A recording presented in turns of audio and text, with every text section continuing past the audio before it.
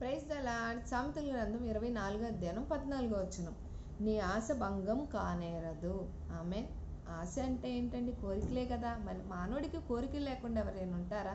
ఆ కోరికల మూలంగానే కదా అన్ని విషయాలకు ఎన్నో ప్రయత్నాలు చేస్తూ ఉంటాము. మనకి ఇది జరగాలి, ఇది అవ్వాలని ఆశపడుతూనే ఉంటాం.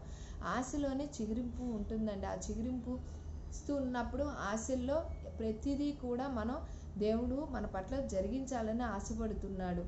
ఆ చిగురింపు ఎలాగా అంటే మనం ప్రతిదీ కూడా జ్ఞానంతో నింపబడి, మనం చేసే ప్రతి ప్రయత్నం కూడా దేవుడు జ్ఞానంతో నింపబడి ముందుకు వెళ్తా ఉంటే దేవుడు మనల్ని ఆశీర్వదిస్తానని సెలవిస్తున్నాడు.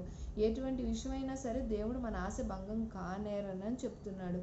అది ఉద్యోగం, వ్యాపారం, లేదంటే పిల్లలు లేని వారి సంతానం కోసం విదేశాలు వెళ్ళాలనుకున్న వాళ్ళు, ఒక చోట స్థిరపడాలి, మా బిడ్డలు బాగా చదువుకోవాలి, అన్ని విషయాల్లో కూడా మార్పులు ఎదురు చూస్తూ ఒక ఆశతోనే కదండి ముందుకు వెళ్తాం.